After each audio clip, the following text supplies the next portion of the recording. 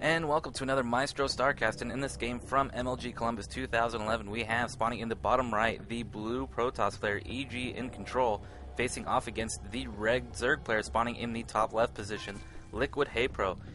EGiNcontroL, a member of the team EG, a very popular esports team in the western scene based out of North America, with such players as InControl, The Muslim, even EGiDra, and LiquidHaypro, a member of Team Liquid, with teammates such as LiquidHuck, LiquidJinro, LiquidTyler. Multiple people from Team Liquid have competed in the GSL, even in Code S, with some good showings. Haypro, one of those people who has been living in Korea with many of the Liquid members, but has not had the results he would like to see from himself in Korea, and has recently moved back to Sweden to live in a pro gaming house with a bunch of other top European players, and is enjoying it and saying he is improving drastically while being there, and is much more comfortable with his way of life, and is much happier, and overall expects his play to get even better. We haven't seen better results from Haypro now that he has moved back to Sweden and is a bit happier with his lifestyle, but still not the results I think everybody expects to see out of a player as good as Haypro. On this map, you can expect to see some sort of Forge fast expand from the Protoss, and there we do have the Forge going down for the Protoss. What this will do is it lets you place down a very early Nexus, taking your natural very quickly and very safely. From the Zerg, we can see either a pool or hatch first, but there we do have the extractor, which means a pool first, and there the pool does go down for Haypro. You can go hatch first on this map in the correct position, especially in the positions they are in, as he will be scouted second by the Protoss. But oftentimes what can happen is the Protoss can do a sort of cannon rush onto the natural of the Zerg, forcing you to cancel it, and will make you get an even later pool and an even later hatch than if you would have just gone pool first.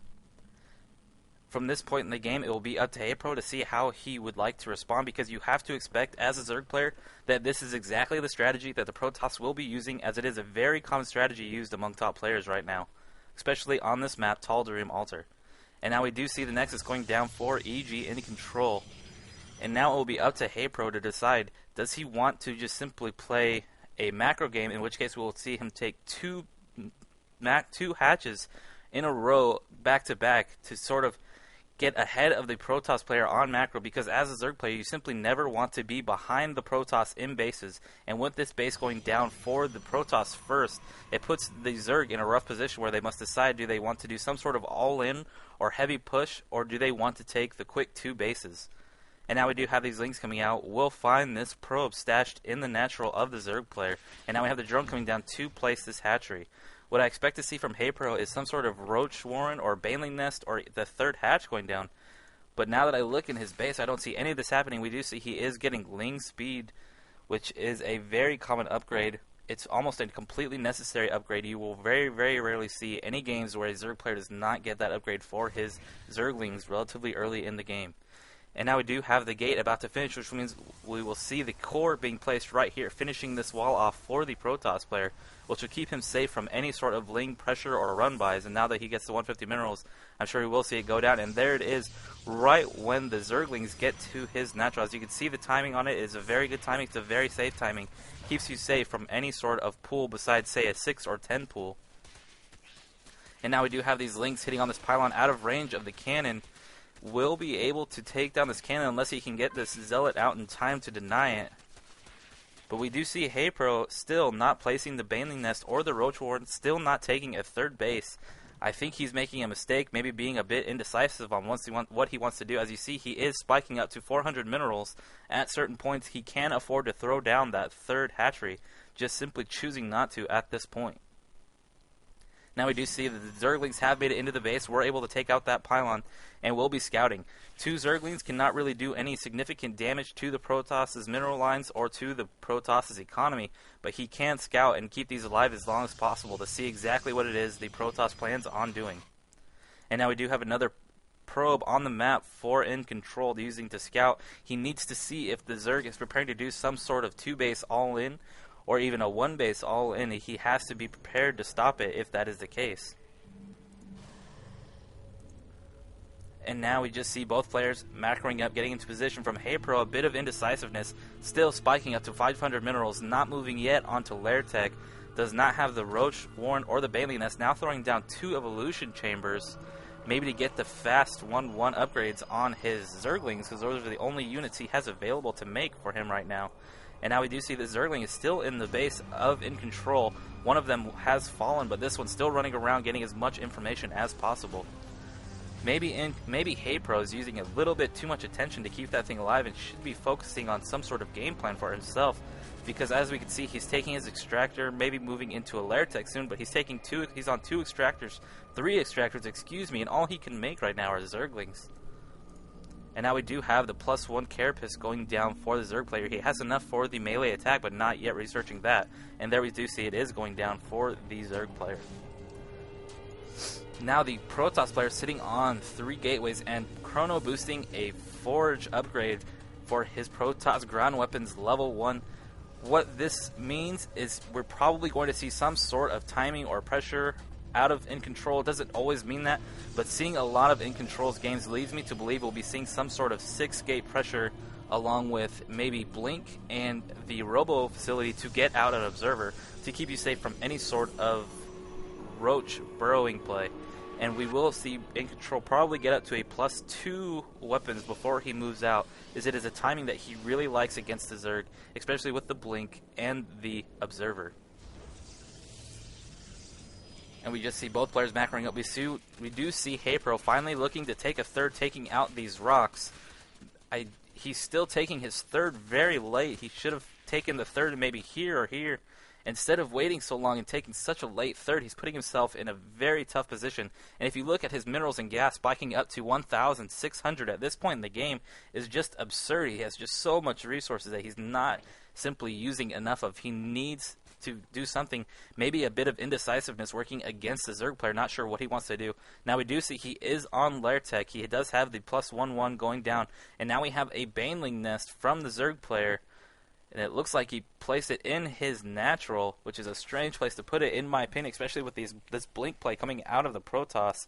It will be very dangerous to put a Baneling nest so forward in your base that you simply do not have very much defense to keep it around. And now we do see the Zerg player is looking to saturate his third base, looking to saturate it as soon as that thing pops. And we do have the pneumatized Carapace, and we have Ventral Sacs going down for the Zerg player, which is Overlord speed and Overlord drops. And what we're going to see with that and the Banelings is most likely some sort of Banelings and Overlords being dropped onto the army or maybe onto the mineral line of the Protoss player. We have the Protoss player taking out his own Cybernetics core, looking to move out onto the map with this +2 halfway finished and Blink close to finishing, as well as a robotics facility. You can see the timing coming together very nicely for EGiNcontroL, as he will have his +2, his Blink, and his Observer all out at roughly the same time. What I would like to see out of EGiNcontroL right here is maybe take down these rocks so that he can take a Nexus in case this attack does not do the damage he needs it to. As doing this without so is kind of maybe putting you all in unnecessarily. He could easily just destroy those rocks before moving across the map and would have nothing to lose by doing so. And here we do have the forward pylon from the Protoss, which means he is setting up to do some heavy pressure against the Zerg player, losing a Stalker there. His Stalker that he sent out ahead of the army to see exactly what the Zerg is doing. And now we have another even closer forward pylon for the Protoss, who is really committing to this really heavy aggression. We do have the +2 about to finish. The Observer is out on the field for the Protoss. And look at all of the Spine Cars Haypro has made in defense. But all he has aside from the Spine Cars are these Zerglings and Banelings with those force fields. And here we have the Overlords coming. But with the focus down from EGiNcontroL, these Banelings are going to do 0 damage on this army. Haypro just threw away 2 Overlords and 8 Banelings that did absolutely 0 damage to the Protoss army due to some great force fields and great micro from EGiNcontroL, focusing down those Overlords before they could drop a single Baneling onto his army. And now we do see EGiNcontroL blinking up to the high ground into the natural of Haypro.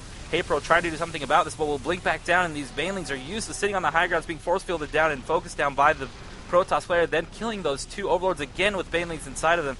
And now we have the Zerg player trying to reposition his Spine Claws to deny these Stalkers, but they blink ahead, and they are going to kill one of these Spine Claws before it does any damage, maybe even killing both of these Spine Claws. One Stalker does go down from the Spine Claws, and that is it, with both Spine Crawlers down, and this one standing, still not even rooted in the ground. And now we do see the Protoss player focusing down the Baneling nest which is terrible news for this Zerg player. As all he will have after that is simply Zerglings, which if you keep your Stalkers bunched up in a corner, Zerglings will simply never take out a large Stalker army by themselves. You need something else to get in there and do the damage against a grouped up Stalker army. And now we do see he is focusing down the hatch at the natural of the Zerg player. And I don't see HayPro making any sort of comeback from this position, as all he can make are Zerglings with the not even +2/+2 yet, whereas these Stalkers are sitting on +2 weapons attack. And we do see EGiNcontroL getting ready to place down a third in case somehow this attack is pushed back by the Zerg player. Now we do see the Zerg throwing away all of his links into this army, but with the force fields, with so many sentries still so full of energy and these blink Stalkers, there's simply nothing he can do to deny this Protoss army exactly what it wants. This Protoss army is just going to annihilate all of the Zerg's bases, all of the Zerg's workers. And there's the GG from LiquidHaypro.